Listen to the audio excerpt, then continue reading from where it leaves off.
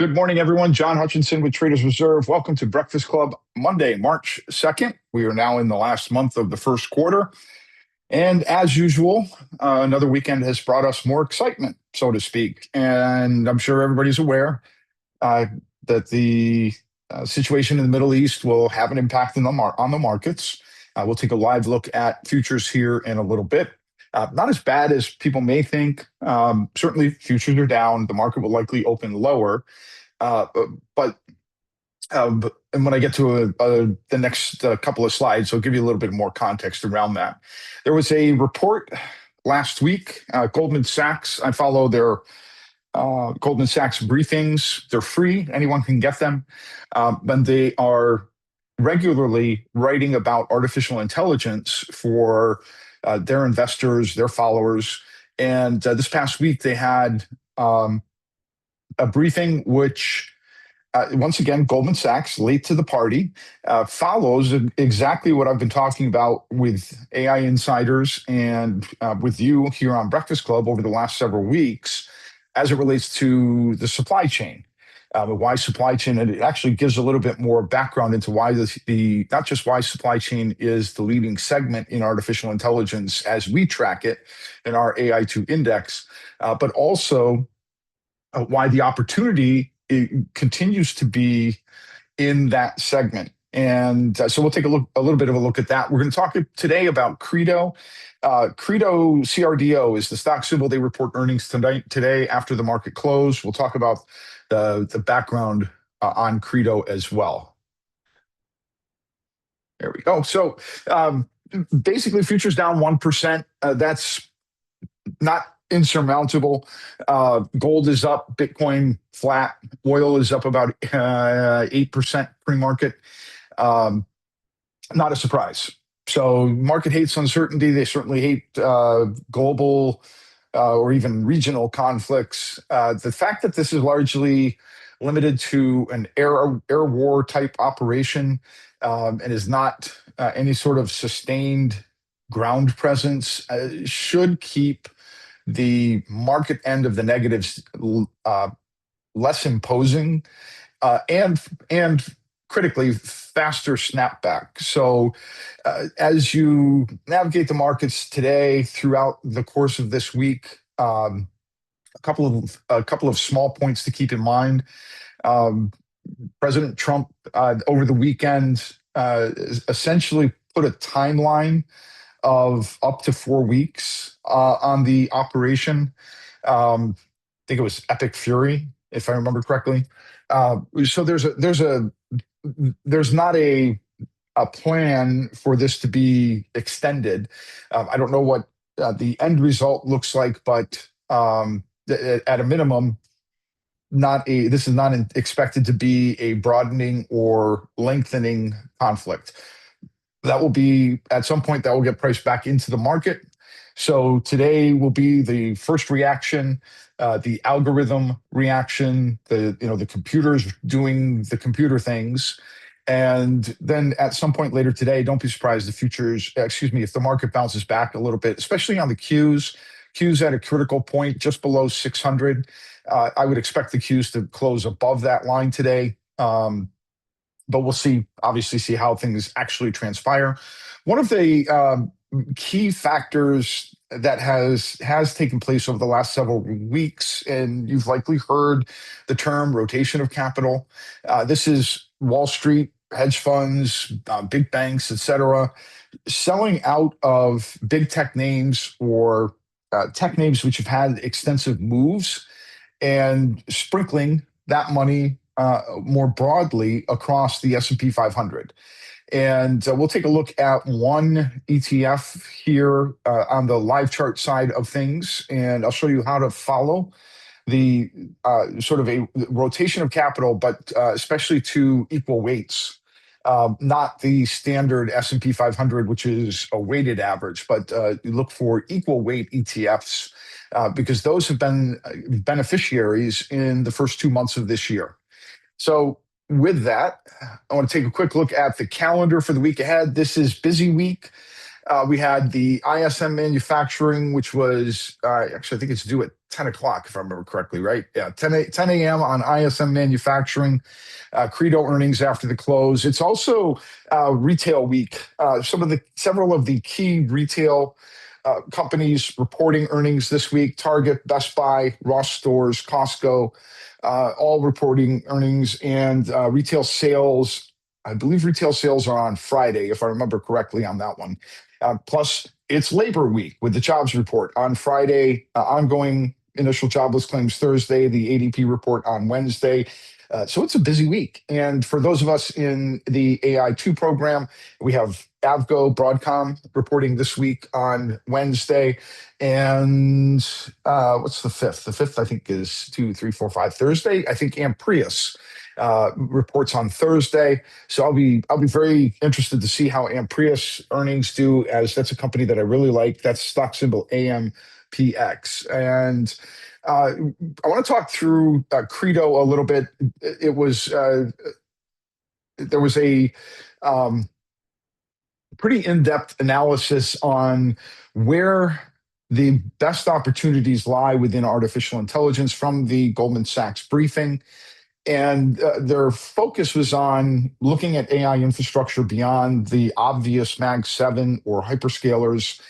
And they came down into two camps: the fiber optics infrastructure and data and security services. I shared with you a quote late on Friday from a mutual fund manager or hedge fund manager, essentially on the Claude Cowork fallout, where I'm paraphrasing it because I don't have it in front of me, but he said something along the lines: it's one thing to vibe code your PowerPoint, it's another to Claude vault your firewall, which essentially means companies are not going to entrust security and security of data to artificial intelligence in full, especially if they have existing infrastructure, whether that's hardware infrastructure, software infrastructure, connectivity infrastructure.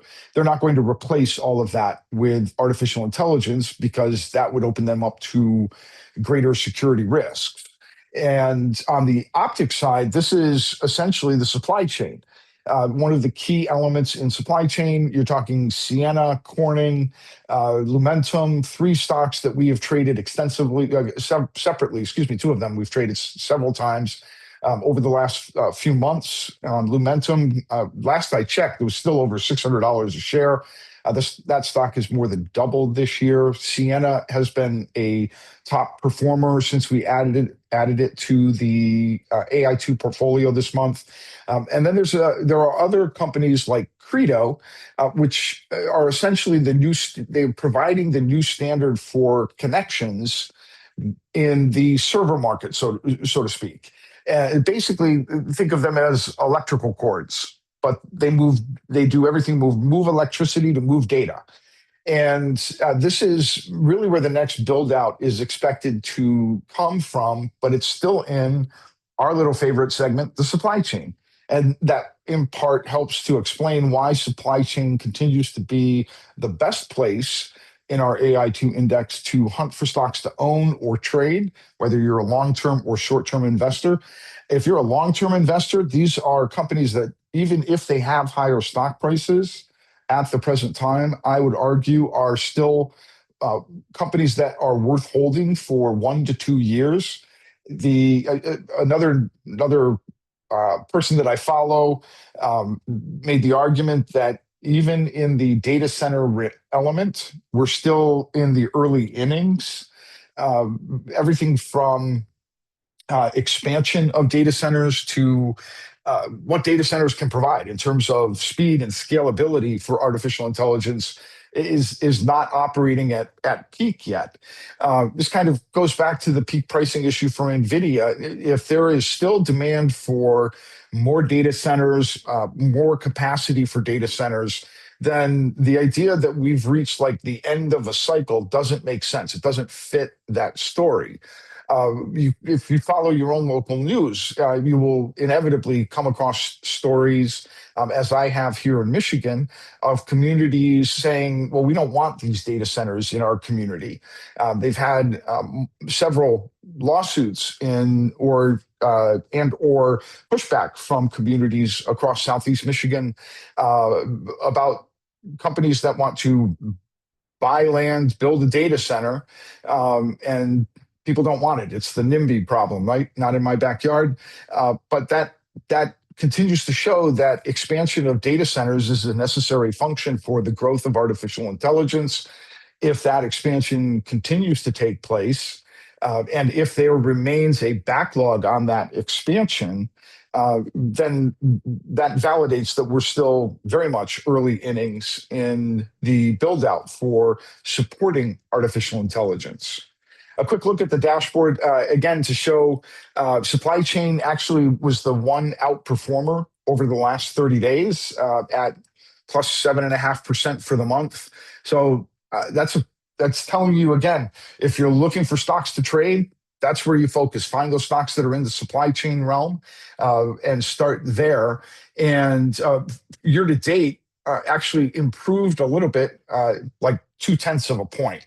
So don't get too excited, but from 27 to 28%, 27.9 to 28.1. So like literally 2.2 of a point, but still up year to date.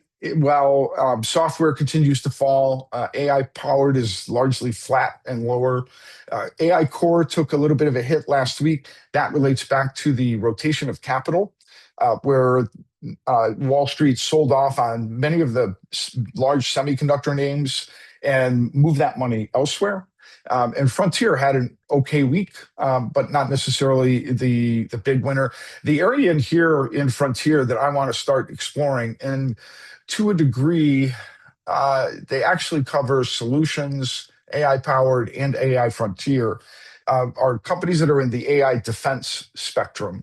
Obviously, war draws down stocks, not stocks in terms of stock market, stocks in terms of war material, and that stock has to be replaced. And depending upon what the company provides, even though they may be centrally using artificial intelligence or indirectly linked to artificial intelligence, I would expect a pretty solid rally in the defense sector over the ensuing months. We may certainly see some bounce initially as Wall Street traders move to wherever they think they can make money. In the short term, that may be defense stocks. It will certainly be energy stocks with rising oil prices. But more importantly, over the longer term, over 3, 6, 12 months, I think you'll see a little bit of a cyclical run in defense stocks. So I'll be hunting for some of those inside of our AI2 index as well. Overall, still doing just fine on the dashboard. Like to see software recover, but I still think that's a late 2026 occurrence. I talked about Credo. This is Credo Technology Group. They are based in the Cayman Islands, so they're technically a foreign stock. They are traded on the New York Stock Exchange, and I'll certainly bring up a chart and we'll take a look at them as well. They're a component of the Russell 2000, but certainly not a small cap. $19-20 billion company. Strong EPS growth rates, strong revenue growth, 8 consecutive earnings beats. Their EPS expected to nearly double from last quarter to this quarter. So certainly an opportunity for Credo to prove themselves out.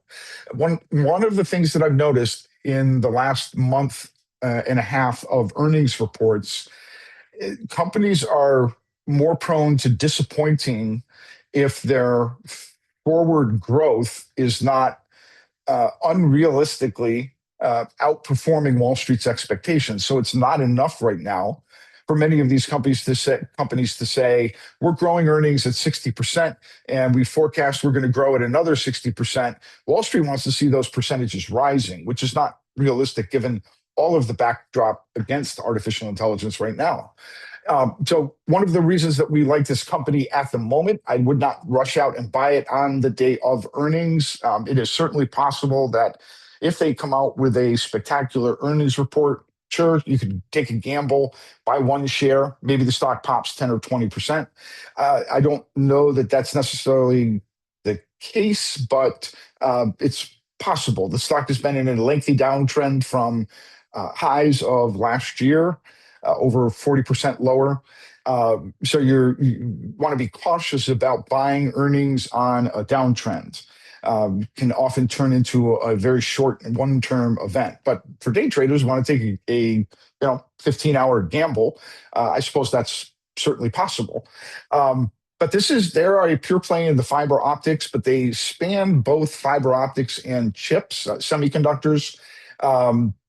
So they sort of have a dual product approach, and they are well positioned to continue to benefit from the growth and build out as a supply chain company for artificial intelligence. This is a company which is expected to undergo rapid growth in forward years. We'll take a quick look at the earnings forecast on them on the annual basis. Pardon me there. But at the moment, they also meet all of my requirements for their growth to discount ratio, their value, meaning the stock price value. Buying a stock when it's down 44% certainly implies value, but their growth rates are significantly higher than many other companies that they compete against. And that's one reason why I'm spotlighting it. This is, again, a company with high and fast growth and future and forward potential. As we take a step back from Credo and look a little more broadly, though, the companies these are just highlighted companies. These are not necessarily, these are not intended to say, go out and buy these companies, always do your own research, your own due diligence. But these are companies that have 6 companies that fit within the 2 groups that Goldman Sachs was highlighting between fiber optics and data and security. They're not necessarily all big winners right now. I've talked at length about Palantir, still overvalued, but longer term, does the company still have growth potential? Absolutely, it does. There's a small cap stock named called Sentinel-1, stock symbol S. I don't think that stock has moved a great deal. In a moment, we'll take a quick look at the charts. I think it's still a $12 or $13 stock, and it has been trading below all of its moving averages. So not a stock that you want to run out and buy right away. So CrowdStrike, I'm sure everybody's well familiar with CrowdStrike as a leader in security software, and also a leader in how to fail spectacularly with their collapse or crash and hack or whatever it was last summer. We've traded CrowdStrike several times in either Income Masters or Millionaires Trading Club. Off the top of my head, I don't recall which, but I know we've traded CrowdStrike a number of times as option sellers. So there are a couple of different ways to work with that stock.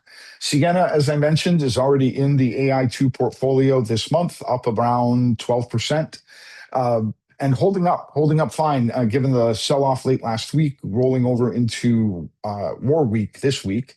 Marvell Technology, that's a tough one. They should be a stock that's worth owning, but when you look at their chart, you kind of think maybe not. And Credo is not dissimilar. When we look at, we'll flip over here and take a look at the charts on all of these real quickly, and then finish up so we can get you on with your day. Let's pop over. We have Sentinel-1 here in the background. Hang on, I'm going to switch over to the white charts for everybody. Nope. I have to stop sharing. Hang on.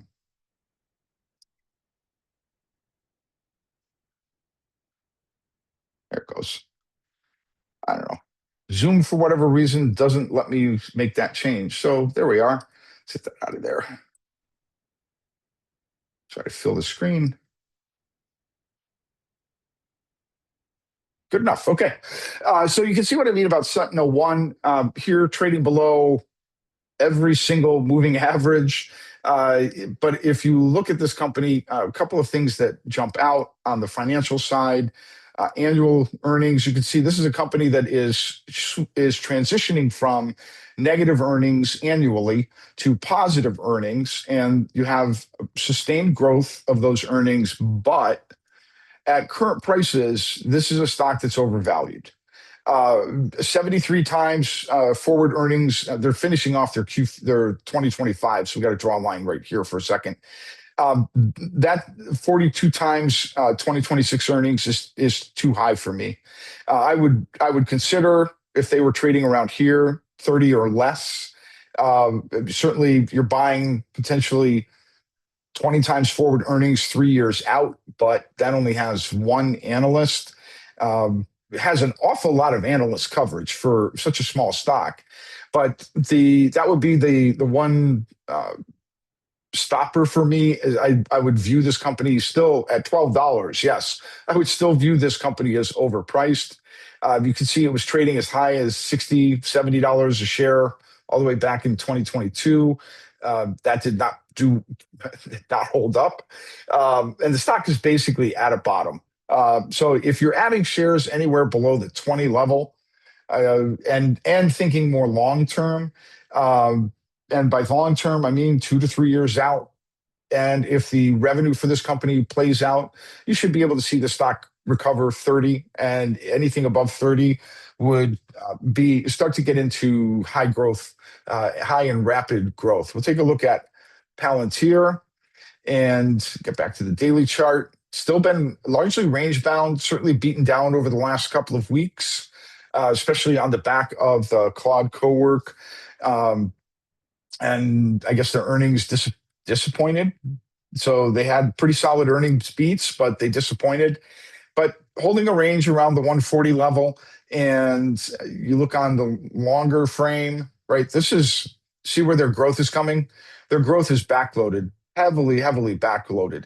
So, buying at these prices today, you draw a line between 28 and 29, right? While these are lower price to earnings ratios here, 109, 76, and 52.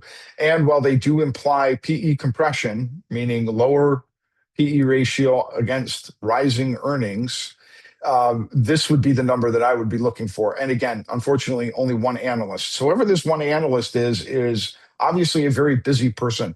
But this still implies to me that unless Palantir is significantly exceeding their earnings and or revenue, the stock is still running a little too overvalued. You can see their revenue beats are pretty small, 2%. So this is what I mean by Wall Street being disappointed by the beat percentages and even the forward expectation percentages. So as we look at Palantir, right, they're beating earnings, but their stock isn't necessarily outperforming at the same time. CrowdStrike, I'll take a quick look at let's try again. Hang on a second. Take a quick look at CrowdStrike. Slower earnings growth, biggest earnings growth happening really from 26 to 27, but then tailing off a little bit for the moment. We'll see. And on the stock side, you can see here the stock was trading up in the 500s, and then that's just straight downhill since. They really need something to move back higher. Maybe it's earnings, maybe it isn't. Not sure. Sienna, currently in the AI2 portfolio. This is why. That's on a weekly chart. You look at the daily chart, still doing fine. A little bit of accumulation to here, but the stock is holding up just fine. And so I'm happy with that. We're doing just fine on Sienna. We look at Marvell, and you'll see what I mean about the chart. It's a flat chart. The stock is moving with all of its moving averages. So the question here would be, is this block on the hard right edge, is this accumulation? You have 80% institutional ownership down here in the lower frame. So certainly institutions are owning it. There's a little bit of a positive, not high positive, 0.39%. that means institutions are adding to their positions. But when I look at this, again, backloaded growth, they're still in 2025, so we need a line here, right? So we really want to look, but this is the difference to me. So compared to those other stocks we just looked at in the security realm, like Palantir and SentinelOne and CrowdStrike, Marvell is already trading at what I would argue are below market forward price to earnings ratios. Right, so paying $79 for or 23 times forward earnings for what amounts to 30% earnings growth, roughly 285, 20%. So you got 21% here and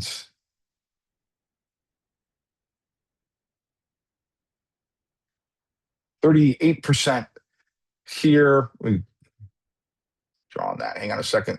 So this is plus 21 and plus 38. I'm just going out 2 years. That's all that matters right now. Right. So the growth from here to here and here to here is well above market value. But these price to earnings ratios are substantially repressed to me. But then there's other things. Look at their gap earnings. So yeah, top line, they're reporting positive earnings. Occasionally they have small beats or misses. Their earnings growth is projected pretty strong, but not on their bottom line. I mean, this is really strange to see a dip. This means there's something that's going to cost them money next year, potentially. And here you have an inverse where price to earnings ratio is 26, and then it rises to 43, and then it falls back down to 26. So this current fiscal year that they're about to enter, one of two things. If this number is accurate, this is why I would not want to own the stock right now. If this number is inaccurate and they actually beat earnings, and this bar chart ends up somewhere up here, then the stock is cheap and would be trading at a substantially reduced forward value. And you can also see that here when you look at revenue. I mean, if revenue is rising, then one of two things. Either Wall Street has this wrong, or there's something they're forecasting in 2026 that's going to cost them a lot of money. I don't have a clarity for you or the crystal ball to tell you which one that would be, but that would be the issue to me on Marvell. And finally, a quick look at Credo before we close out.